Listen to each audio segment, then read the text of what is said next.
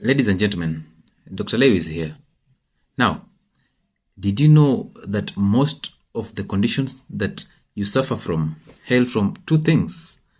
One is a messed up gut or an inflamed gut, and two is imagination, what we call hypochondria. Now, hypochondria is the moment you start being anxious about your health, and then simply you become ill or you become sick. For example, you are anxious about getting a job and you get diarrhea, you get constipation, or you get an increased blood pressure. Or you Google about depression symptoms and boom, you are depressed. You Google about HIV because you've had an encounter with the person you're not sure of or you don't trust, and instantly you now have all these symptoms on your body: the rashes, the sore throat, the runny nose, all these symptoms that are associated with early onset of HIV disease. You have them. And most of these diseases or these conditions are hailing from your mindset. So your body is always communicating to you. So for mental health condition, you have a messed up gut. For skin condition, you have a messed up gut. For, let's say, these infections of the stomach, like typhoid, like brucellosis, a messed up gut. Let's say diabetes and hypertension, a messed up gut. Let's say those mental health problems like depression, anxiety. It's all about your imagination, and that's the reason why you're the one who is experiencing, or you're the only one who is experiencing those symptoms. Now, if you have these conditions, you're not special. So many people are going through these conditions, and you need to know there's something you have to do about these conditions for you to recover. Sitting back and just saying, I'm depressed, that doesn't make sense at all, because also remember, you wouldn't know if you actually are suffering from depression if somebody never told you this. So definitely it's either the internet or your doctor is actually pumping it into your head that you're depressed, and you start to believe it. Once you start to believe it, it happens, because our mind is our number one immunity. Look at it this way. Every hospital that you walk into, the procedures are the same for every patient. So you feel low motivation, you feel fatigued, and you feel a little tired, and you're now feeling unwell, and you walk into a hospital, into a consultation room, whether private or public hospital, and the doctor that you find there, the questions that they ask you, they will ask every other person. They are the same question. So the doctor says, habari yako, you answer, niko salama. Then the doctor goes ahead and tells you, shida iko wapi? That's a very bad question to ask any person, because what if these people change the question and ask you, na wewe daktari, shida iko wapi? So that has to be a challenge to us medical practitioners. So this patient starts telling you their symptoms. I'm vomiting, I have diarrhea, I have a headache, I have a dry skin, I'm not having a very good vision, so my vision is blurry. I have this stomach upset, so diarrhea and constipation. So they tell you all these symptoms. And did you know, as a patient, when you say these symptoms, your doctor is actually predicting, underline the word predicting, the conditions that you are suffering from. So the reason why he sends you to the laboratory or for that x-ray is because in his head already he is suspecting that you have a certain condition.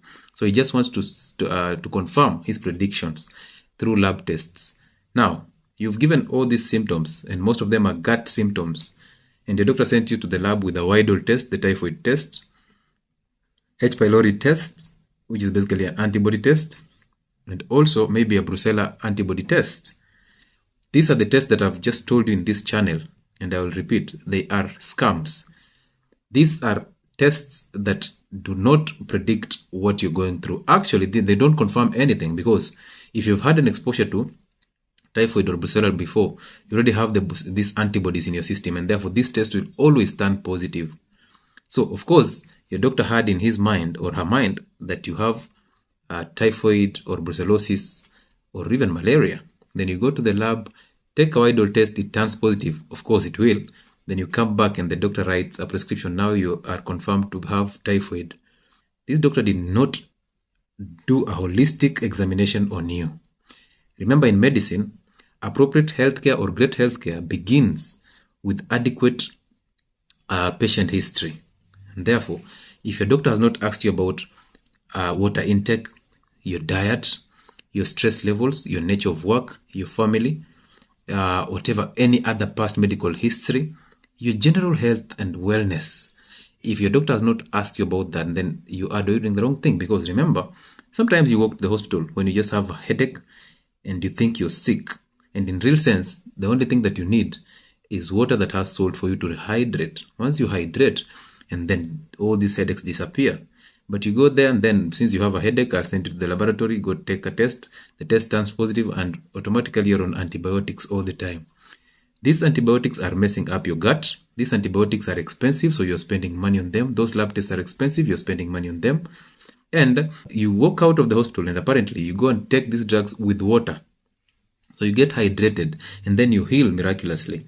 And then you thank your doctor for writing those prescriptions. Look at your behavior when you walk into a healthcare institution and walk out without drugs. You will be very irritated because you think you've been brainwashed to think that drugs are what healthcare is about. So if your hospital or your county referral hospital has no drugs, you get so upset because these hospitals have no drugs.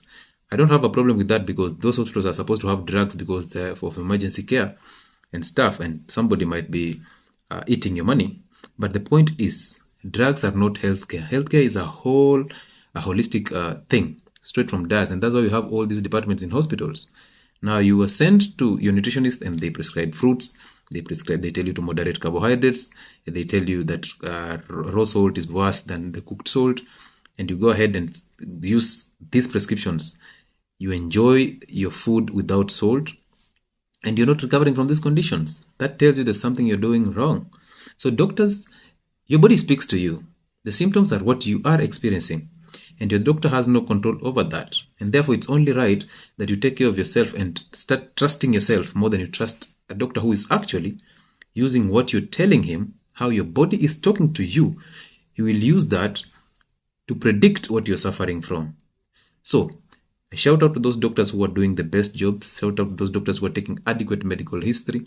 Shout out to those pharmacists who are explaining healthcare to their patients and these drugs in general.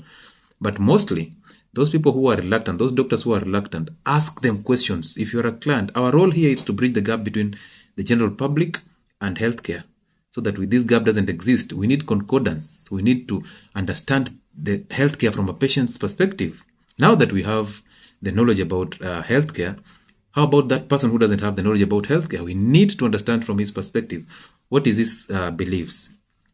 Are these beliefs going to affect therapy?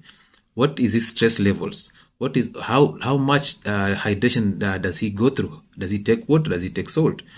What is his other medical conditions? Is he on any other drugs? Is he an alcoholic? Does he smoke cigarettes?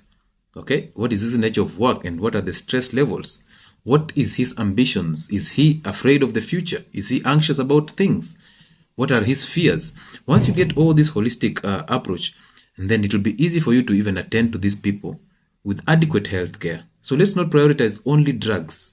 And patients and the public, do not go to hospital only to get drugs. Go there to get information so that when you walk out of that hospital, you know how to approach your health in general. This is my take about healthcare, and I hope that these videos impact your life.